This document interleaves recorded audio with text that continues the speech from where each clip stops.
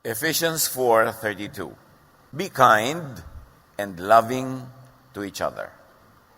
Ano ang mga blessing ng taong mabait? Ano ang mga blessing na dala-dala ng kabaitan? Blessings in kindness. Salamat, Panginoon, dahil kayo na ang kauna-unahang napakabait. Salamat kami ay tumatanggap ng inyong kabaitan at maunawa namin ang hiwaga ng kapangyarihang ito. At di man namin lubos na maintindihan, maging totoo sa amin ang kapangyarihan ito at maging daluyan kami ng iyong kabaitan tungo sa aming kapwa. Kayo po ang mangusap, magturo, umakay sa amin. Sa ngalan ng Panginoong Hesus, dalangin naming may kalakip na pasalamat. Matthew 19:16-22. Just then a man came up to Jesus and asked, "Teacher, what good thing must I do to get eternal life?"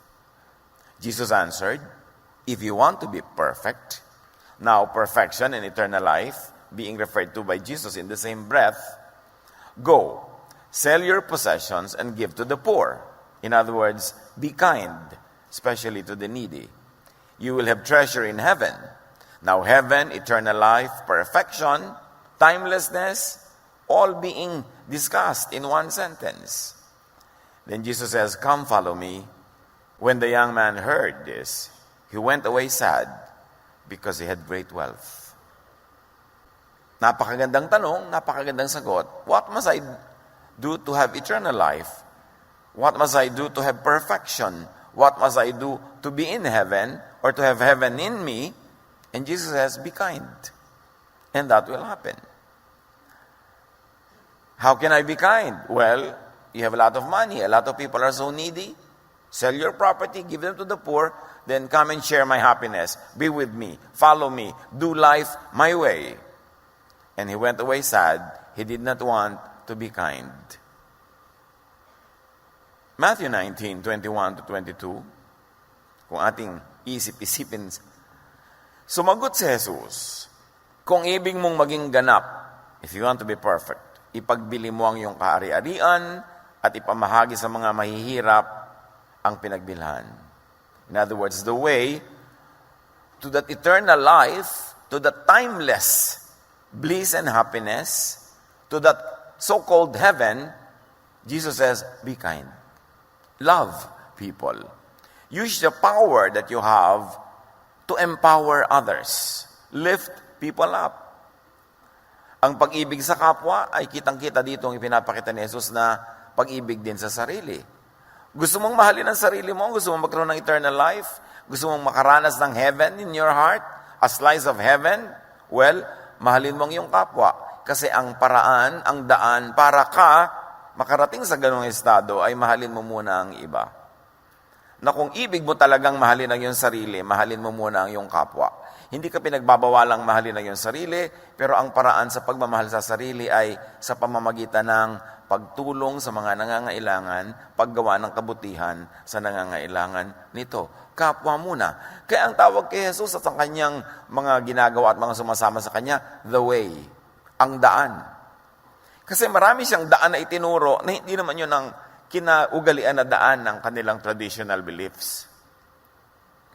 Kaya para talaga maunawa si Jesus, you've got to look into the many meanings of His terms. Kahit sa mga inassign ng church in the last 2,000 years na meaning daw ng mga sinabi ni Jesus, dapat suriin uli. Kasi maraming nalilingid, natatago na kahulugan pag ipinako mo lang yung sarili sa isang nakaugaliang pagpapakahulugan. Katulad ng kahulugan ng perfection, ng eternal life, ng heaven. Laging iniisip na iba, yung heaven ay may mga ulap sa kabilang buhay. Well, most of the time, Jesus is referring to another slice of heaven, that which is in your heart. That is peace of mind, that is bliss, that is inner joy, peace that transcends understanding. Isa yan sa mga pakahulugan ni Jesus sa tinatawag na heaven, na hindi mo kailangan mamatay para makapunta ka doon. Sa buhay pa lang na ito ay maaari mo nang makamit. And He shows us the way to that heaven. That's why Jesus is called the way, the truth, the life.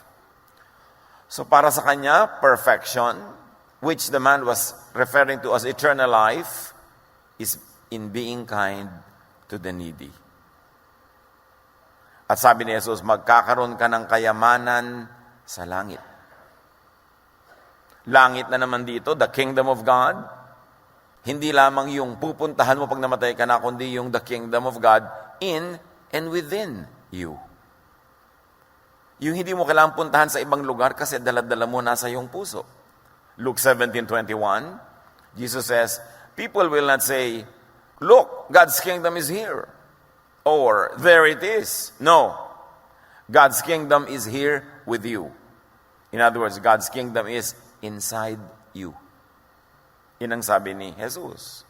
And the way to the kingdom in you, the way to you is through others. The way to the kingdom of God is by being kind to others. Although that is not the only way. Pero si Jesus, marami siyang itinuturo na ways how to get to that longed for ideal heaven that people are always equating to the physical place where they go after you die. Pero sabi niya, no, be kind and you will experience heaven.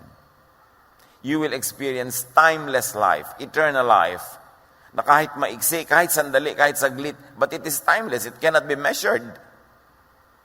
So, it is like forever. At yung langit na yon is in your heart, in your mind. Therefore, yung langit na yan ay spirit, feelings. At paano ka nagiging mayaman? Sabi, you will be rich in heaven, you will have a lot of reward in heaven. Feeling rich at heart is wealth. Yung sa puso mo, nararamdaman mo ang yaman-yaman mo. At yung yaman na yon, hindi yun yung material things. Yung yaman na naidudulot ng paggawa ng mabuti. Na ang gumagawa ng mabuti, hindi ka man suklian materially, yung ligayang nadama mo habang ginawa mo yun, naalala mo yun, yun ay yaman, yun ay heaven, yun ay eternal life in another format. Magkakaroon ng kayamanan sa langit, nang ibig sabihin ni Jesus ay sa puso mo. Hindi dinedeny na may langit doon sa kabila, pero sasabi, maraming langit. Maraming eternal life na pwedeng ma-enjoy. Maraming paradise. And one way to that is by being good to others. True wealth is in the heart. True wealth is in feelings. In the good feelings caused by being kind to others. Kayo na mga gumagawa ng mabuti sa kapwa, alam nyo yung ligaya na yon. Yung nakagawa ka ng mabuti, ang saya-saya-saya mo, langit yun. Huwag na kayo mag-antay na mamatay para maramdaman yung langit. Kaya napakaraming mga langit na pwedeng maranasan. Pero ang sabi ni Jesus, the way is kindness. Sabi ni Jesus, sige, ibenta mo yung mga ari-arian, ibigay mo sa mahihirap, at yung mga hindi mo pa naramdaman before, kasi hindi mo pa ginawa yan before, mararamdaman mo, malalaman mo ibig sabihin ng heavenly feeling. Pagkatapos niyan, bumalik ka at sumunod ka sa akin. Makakasunod ka kasi alam mo na yung feeling eh. You will go where I am because you have taken the way that I take, and it is the way of love. It is the way of kindness. Hindi ka pwedeng sumunod sa akin kung physical lang ang pagsunod mo. Pupunta ka sa pupuntahan ko, gagawin mo ang ginagawa ko, pero hindi mo naman nararamdaman yung nararamdaman ko. Kailangan, doon tayo magkaisa sa nararamdaman. At mararamdaman mo lang yung nararamdaman ko. You will have my heaven in your heart if you do it my way. And this is, be kind. Nandun ang sikreto. Matthew 25:21. The master answered, doon sa kinalugdan niya na manggagawa, you did right. You are a good servant who can be trusted. You did well with that small amount of money. So I will let you care for much greater things. Come and share my happiness with me. So yun yung sinasabi ni Jesus, come, follow me. Come with me to heaven. Be with me in my kingdom and let my kingdom reign in you. That happiness will be yours. And the way is through kindness. Follow me. Sabi ni Jesus, be with me in happiness, in my kingdom, in that so-called heaven.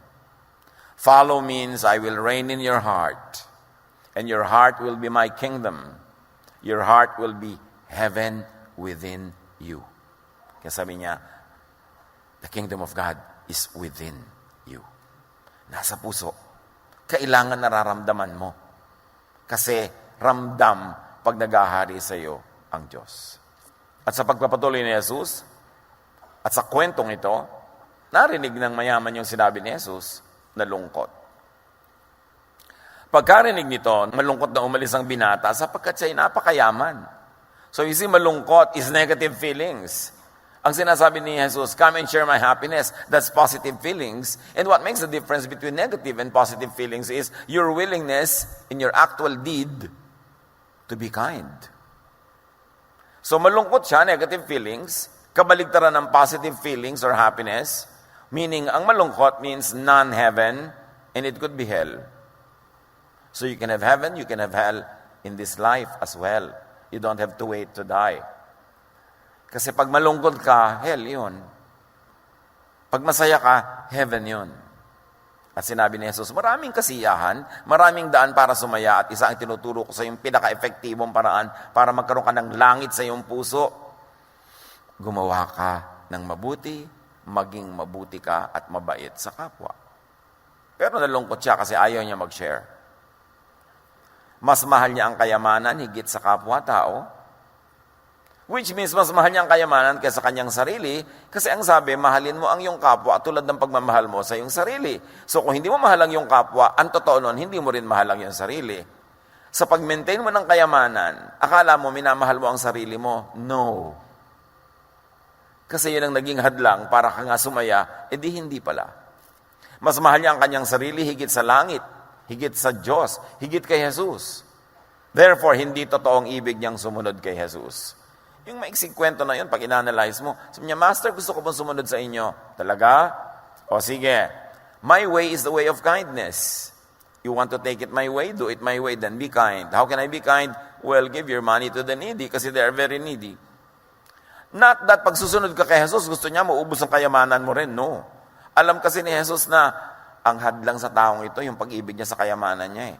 Kaya hindi niya maibig ang kapwa at ang lingid sa kanya, hindi rin niya maibig ang kanyang sarili dahil ang first love niya, pera. Marami mga tao, mga kapatid, ang first love, pera, pati sarili, hindi mamahalan tama. Lumilikha ng mga kaaway para lang sa pera. Mahal mo ba yung sarili mo? Lumilikha ka ng kaaway? Nakikipagkasira sa mga kaibigan. Minsan sinisira pa ang sariling kalusugan dahil sa pera. Inilalagay at sinusuong ang sarili sa panganib dahil sa pera. Di pera mahal mo, hindi ang sarili mo. Kaya sabi ni Jesus, linawin mo muna yan. Kung talagang gusto mo sumunod sa akin, magkalinawan. Kailangan, hindi pera ang number one mong love. Love for others means putting others first.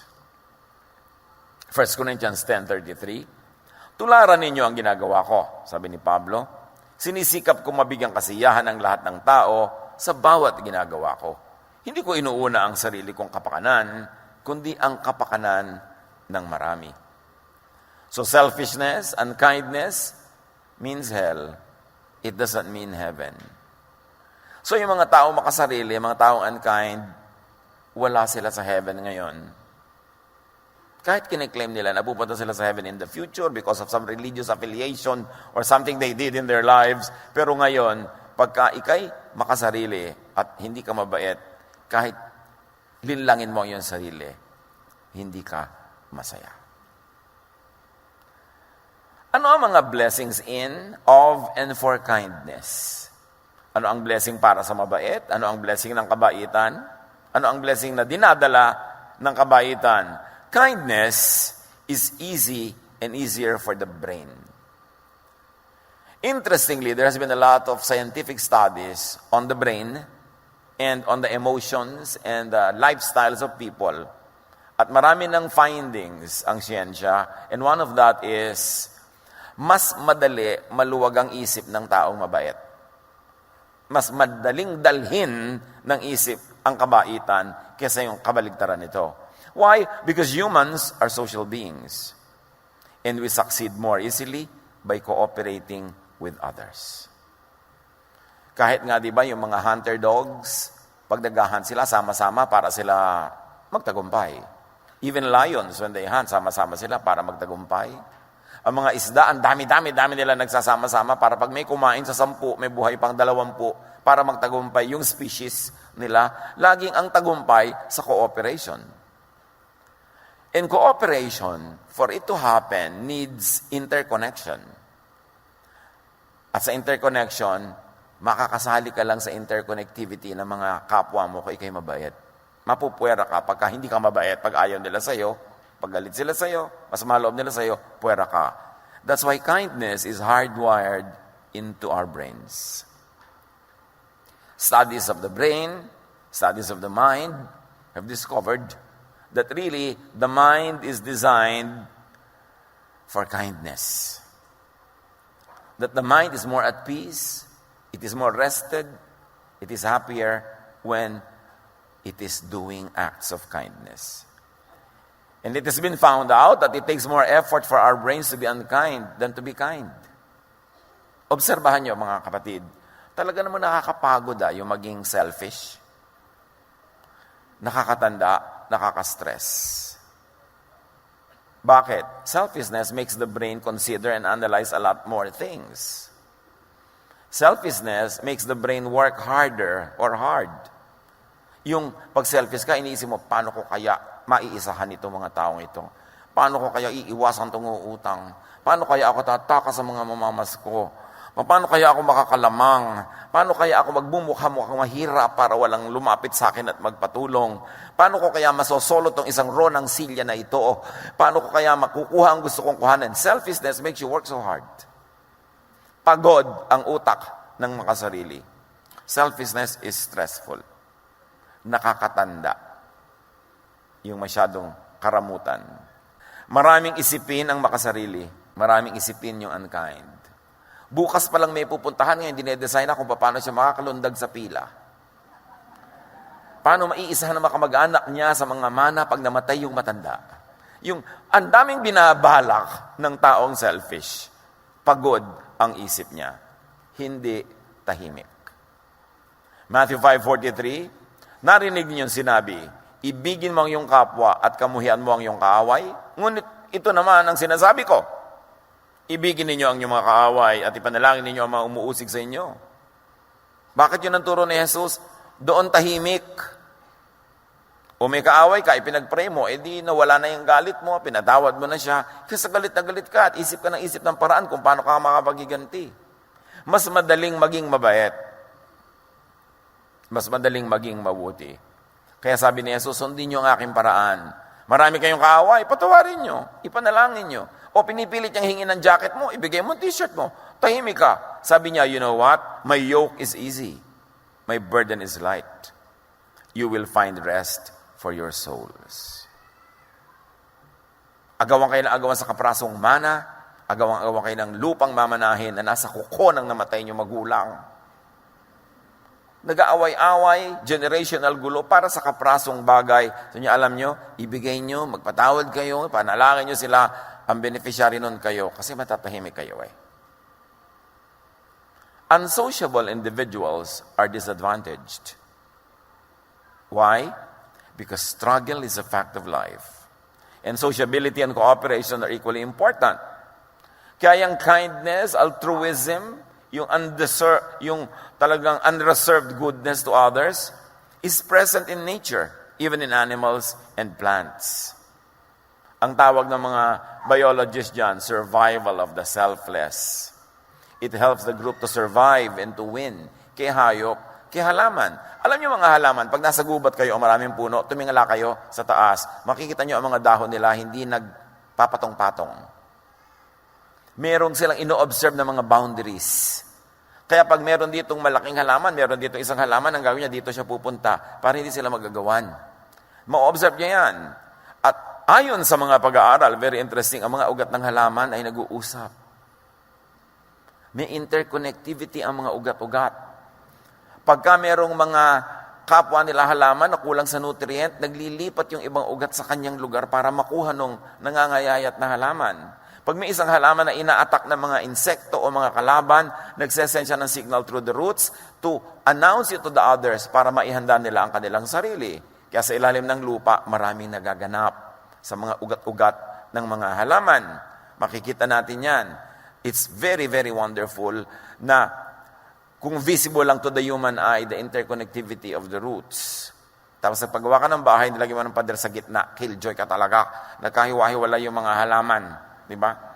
Kaya parang isang munting daigdig na nasa ilalim ng lupa, magkakainti-intindihan sila. Next time around, when you look at trees, you see that they are cooperating.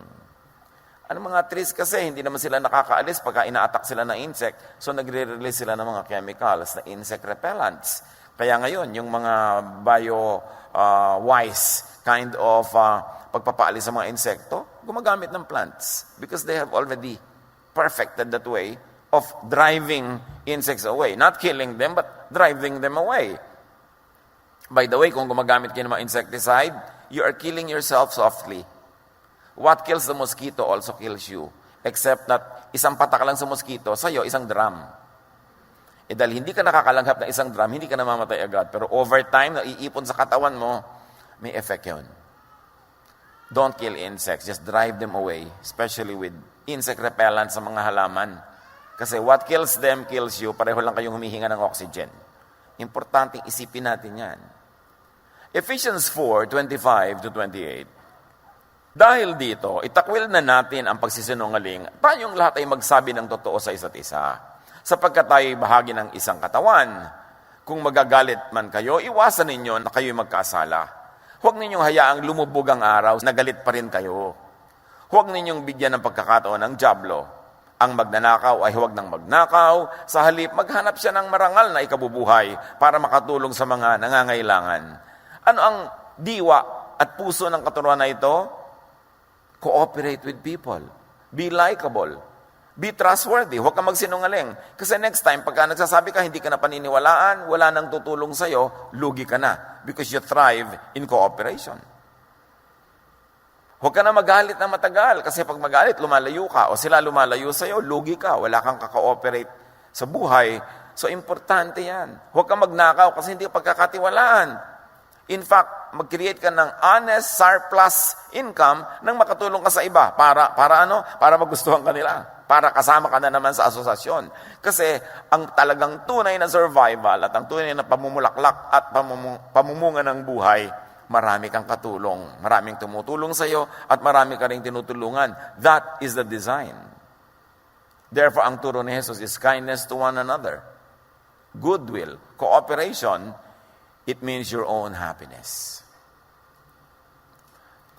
Maling-mali yung akala nila sa pandaraya, sa pakikipagkagalit, sa panglalamang, mananalo sila. Maiksing panahon lang yung panalo na yon. Pero may balik yon at mas disadvantageous para sa'yo. Kaya ang tunay na pagmamahal sa sarili, mahalin mo ang sarili mo through and by loving others first. Pag namahal mo na sila, babalik sa iyo yung pagmamahal na yon. Isusukli nila sa iyo, hindi man sila ang direct na magsukli nun, the universe runs in perfect balance, it will go back to you.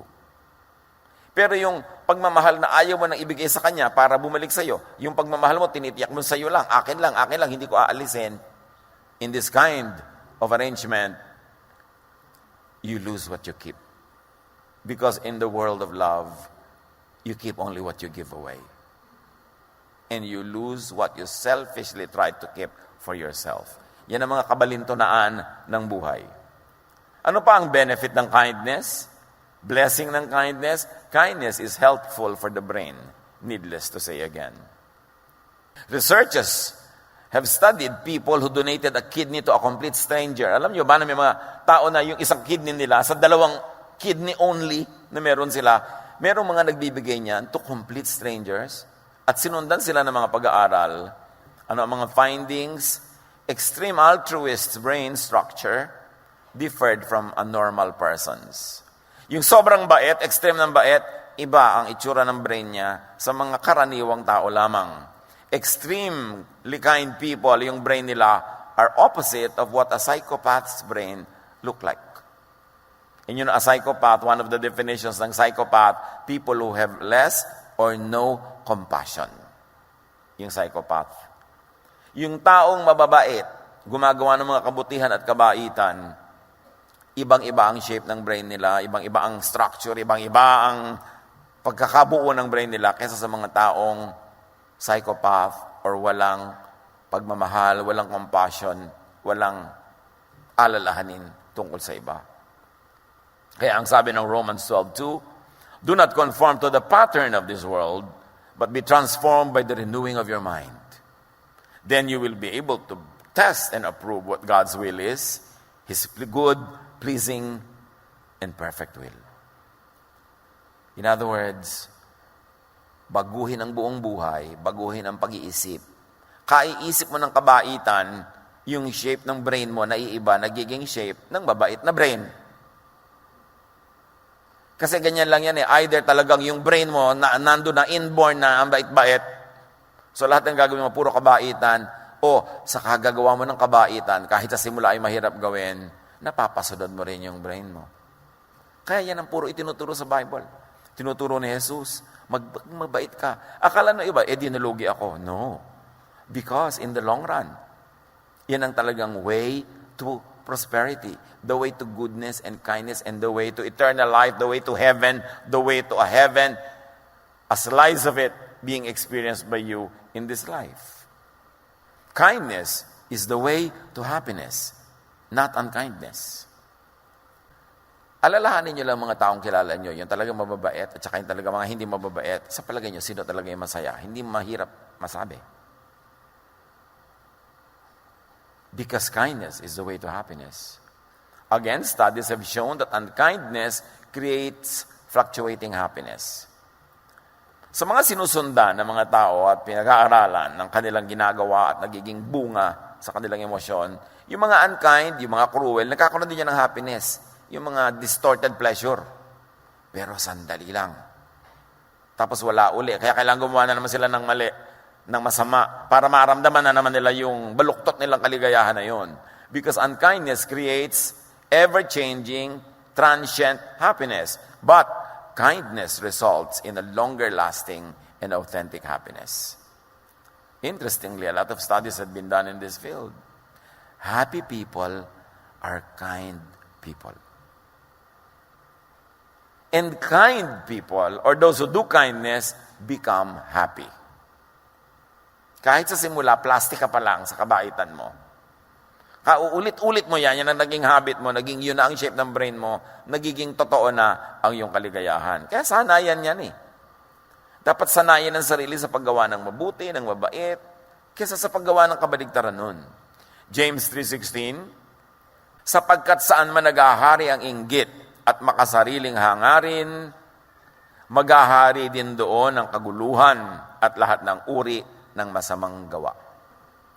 So pag inggit ka, makasarili, selfish, mapanira, ang kasunod nun gulo. Parami ng paraming mga kasamaan, ipinunla mo kasi ay kasamaan. Philippians 2:1-4, do nothing out of selfish ambition or vain conceit. Why? Because it will isolate you from people. Rather, in humility, value others above yourselves. Why? You will be liked. And you will be included in the web. And you will be a winner. Together with everyone else. Not looking to your own interest, but each of you to the interest of others. Cooperation. Because in life, it is a cooperative that will flourish. Kaya baligtad yung mga itinuturo sa mga bata ngayon, be competitive, be competitive. Dapat lagi ikaw manalo, dapat lagi ikaw manalo. You will isolate them from their friends, from their classmates. You will isolate them from their cousins. Pag laging gusto nyo, sila yung winner. And nobody likes the winner. Especially the losers, they hate the winners. Kaya dapat ang tinuturo natin sa mga bata, cooperate. Be friendly. Hindi yung sarili mo lang, sarili mo lang. Kindness always wins. Kindness never goes unpaid. Akala lang natin, lugi kapag mabait ka. No, because the universe has one basic rule, balance. Lahat ng negative, tutumbasan ng positive. Lahat ng positive, natutumbasan ng negative. Balance ang bunga niyan. And I don't mean negative in the negative way. Laging may balance. So pag nagbigay ka, may tatanggapin ka. O kaya nagbigay ka kasi nauna ka nang nakatanggap eh. Pag tumigil ka ng pagbibigay, tanggap ka ng tanggap, titigil din yung pagdating sa'yo kasi walang balance. So kung gusto mo yung tinatanggap mo, dating ng dating, bigay ka rin ng bigay para yung balance tuloy-tuloy, may flow. Ngayon, bigay ka ng bigay, nauubos ka na. No, because a vacuum will always attract something. So kabibigay mo, nauubos ka, babalik yan ng universe. Kindness never goes unpaid. Kindness is rewarded with an overall health, physical health, and then emotional and social goodwill, peace of mind, health of the mind, which is really wealth. Paikot-ikot siya. May relasyon. People who volunteer to help others, according to studies, lose weight. Baka biglang marami mag-volunteer. People who volunteer to help others have lower cholesterol levels, lower blood pressure, lower incidences of heart problems. In fact, according to studies, people who volunteer to help others live longer. Of course, unless countered by other factors. No? May mga ibang factor na pwede mag-change ng equation na yun. But all things being equal, yun ang point. All things being equal, yung mabait, matulungin, they lose weight, they have lower cholesterol levels, they are happier, they live longer. Siyempre, gusto ng Diyos yung mababait, humaba buhay. Baligtad yung sinasabi nila bang, ay, masamang damo, mahaba buhay. No! Ang talagang humahaba ang buhay, yung maraming pag-ibig, yung maraming kabaitan, yung marunong magpatawad. Kasi lahat ng negative feelings na yan will kill your body.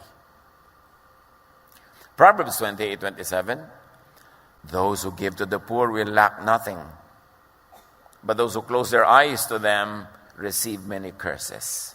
You see all of the verses, no? Agreeing with all the scientific findings. Or, say it another way, the scientific findings agree with what the Bible had said long ago. Na talagang malaking blessing maging mabait. Ano yung mga curses pagka hindi ka mabuti sa kapwa? Marami yan. Pero isa dyan is guilt. Kasi tao ka, may kaluluwa ka, may espiritu ka, nilikha ka ng Diyos. Kahit ignorin mo yung guilt mo, meron. So merong latent guilt, hindi visible. Yan ang nakakalikha ng maraming sakit. Kaya maraming mga tao, di ba, may sakit, hindi malaman sa laboratory kung anong dahilan. Maring espiritual. Because we are spirit, body, soul. Hindi lang tayo body. Ang nakikita lang ng laboratory test, body. Hindi nila nakikita yung spirit. Pero yung spirito na negative, emotion na negative, nakakapagkasakit yan. Kaya ang itinuturo ni Jesus lagi, alisin mo yung negative emotion, magpatawad ka, humingi ka ng tawad, makipagkasundo ka, be humble, doon ka lulusog. And kindness multiplies. Ilabas mo yung good side mo na galing sa Diyos para yung kapwa mo ma-encourage na yun din ang ilabas niya. Because kindness multiplies. Obserbahan nyo ang mga pamilya na uso karamutan, yung madamot. Minsan may nagpasimulan yan, either yung tatay o nanay o yung kuya o yung ate. So naging uso sa pamilya nila yun. May nagpauso. Dapat ang pausuhin natin yung kabaitan, yung kabutihan. Kasi meron din kabaitan bawat isa na pwede nilang ilabas kung nai-inspire sila. Kung na-encourage sila. Kindness spreads. Kindness leads to a chain reaction of others doing acts of kindness as well. To themselves, to others, to you. 2 Corinthians 9:11, pasasaganain niya kayo sa lahat ng bagay upang mas marami ang inyong matulungan. Sa gayon, lalong darami ang magpapasalamat sa Diyos dahil sa inyong tulong na dadalhin namin sa kanila, sabi nitong mga workers. What was the context? Merong taggutom noon. Sa isang bahagi ng mundo, itong mga Corinthians collected a lot of blessing para ipadala nila doon sa mga kapatiran, specifically sa Jerusalem. At sabi, alam nyo, dahil sa ginagawa nyo yan, maraming magpapasalamat sa Diyos. At alam nyo ba na pag may nagpapasalamat sa Diyos, lalong ginaganahan ng Diyos na mag-blow out. So dahil sa ginagawa nyo, magpapasalamat sila, lalong babaha ang blessing, magiging mabuti para sa ating lahat. Kindness opens the heart and then the mind. Yes, iba talaga yung heart sa mind, but that's another topic.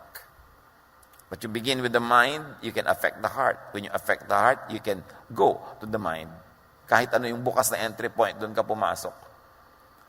Yung mga kamisa, alam mo, may kutob ako, heart yun. Kasi yung mind mo, may ibang sinasabi. Yung intuition, ganyan, parang dapat agree. Merong tao na andyan, sabi mo, bakit kaya parang mabigat ang dugo ko sa kanya? Wala namang masabi yung mind mo na dahilan. It is your heart speaks. And most of the time, unless baloktot ang puso mo, tama yung kutob. Kasi may ibang nagsasalita sa iyo. You are a spirit. You are a spiritual being. And so the spirit world also speaks to you. Sometimes, in spite of what the material world tells you. Kaya marunong ang tao dapat makiramdam sa ganitong mga bagay. But kindness opens the heart and the mind. The more giving one becomes, the more one becomes forgiving. The more one understands people who are different from oneself. Pag tayo'y palabigay, may nagsisimulang proseso ng nagiging ending, nagiging mapagpatawa din tayo. Mahirap maunawa ang koneksyon. Siguro sa mga darating na mga pag-aaral, makukonect. Pero ngayon, take it at that. Kung gusto mong matutong maging mapagpatawad at mahirap gawin yon, magsimula ka munang maging mapagbigay. At pag mapagbigay kang ganon, may nangyayari sa kalooban mo, may kasunod, nagiging mapagpatawad ka rin. Pag mapagbigay ka at mapagpatawad ka, may mangyayari pa. Mas nauunawa mo ang mga taong dating ayaw mong unawain. Mas natatanggap mo ang mga taong dati hindi mo matanggap. And it all starts with just the plain act of giving. Just give. May taong naiinis ka, padalan mo ng ulam. May taong nagagalit ka, padalan mo ng magagandang bagay. May taong ayaw sa'yo, hindi ka pinapansin, humingi ka ng tulong sa kanya. Yung hindi masyadong mabigat ha. Baka lalong magalit sa'yo. Pero usually people like to help. When you ask people to help. So alam mo, masyado naman pong importante yung taong yun, baka hindi ako pansinin, humingi kang tulong. Basta hindi nakakainis na tulong ha, hindi yung laging nandun ka na lang lagi. Yung expertise niya, hingin mo yung konting advice, people like to help. That's our nature. Begin the cycle of receiving or giving. At kung saan ka man magsisimula, ikaw yung receiver or recipient, just start. Because miracles happen when these things start. Kind people embrace and care for others. And if you embrace and care for others, you understand and appreciate yourself better. Mga kapatid, maraming mga tao, kilala ko, nag-aral ng psychology para maunawaan nila hindi ang mundo, kundi ang sarili nila. At marami rin mga tao, nauunawaan nila ang sarili nila sa pag-unawa muna nila sa kapwa. Pag may gulo kayo sa inyong sarili, hindi nyo maintindihan yung sarili, naguguluhan kayo, unawain nyo muna ang iba. Tanggapin nyo sila, mahalin nyo sila, at may magaganap, may mabubuksang isang nakalak na pinto patungo sa iyong inner self. One of the best journeys into one's inner self is through the self-image of other people around you. Pag mapagmahal ka sila, maibigin ka sa kanila, ang nagiging ending mo na mamahal mo rin at naiibig ang iyong sarili kung sakaling ang problema mo ay hindi mo mamahal-mahal ang iyong sarili. 2 Corinthians 9:13-14. Ang bukas palad ninyong pagbibigay sa kanila, dahil dyan, magpupuri sila sa Diyos. Kaya't buong pagmamahal nila kayong ipananalangin. Can you imagine? Nagbigay kayo sa kanila, ipinanalangin nila kayo ng taus-puso. Paano mo mamaliitin ang pagpapalang pwedeng dumating sa iyo pag mayroong nagdadasal para sa iyo ng taus-puso? Kung ang dasal niya, mamatay na sana siya. Ewan ko kung tatalab sa iyo. Pero definitely, walang dadaling blessing yon. Imbes curses, invite blessings. And you invite that by being kind to others. Yung maipanalangin ka, paano nyo lalagyan ng price tag ang isang panalangin na inusal ng isang mataimtim at taus-pusong nananalangin para sa inyong ikabubuti? How can you stop the hands of God from blessing you? Paano kayo makaka-induce ng isang panalangin na taus-puso sa paggawa ng mabuti sa kapwa? So be kinder. Kind na naman tayo di ba? Be kinder, nicer, gentler. At isa niyan, at isa lang ang isasuggest ko na ngayon na paraan na gagawin nating totoo sa buhay ang yung be kinder, learn to ignore and to overlook an offense. Yung nagalit tayo, na-insulto tayo, may nadinig tayo hindi maganda, nasaktan ang ating loob, pag-aralan nating palampasin. Kasi marami tayong unkindnesses na ginagawa. Pag pinatulan natin yung mga offenses, perceived or real, pag pinatulan natin, nagiging halimaw tayo. Dapat sinasabi nila natin, hayain na. Sige, na-offend ako sa'yo, hayain na. Hindi mo ko pinansin, hayain na. Mas relax ka. Proverbs 19:11, ang kahinahunan ay nagpapakilala ng katalinuhan. Ang pagpapatawad sa masamang ginawa sa kanya ay kanyang karangalan. So pagka pala mahinahon ka, matalino ka. So pagka hindi ka mahinahon, ikaw ay blank.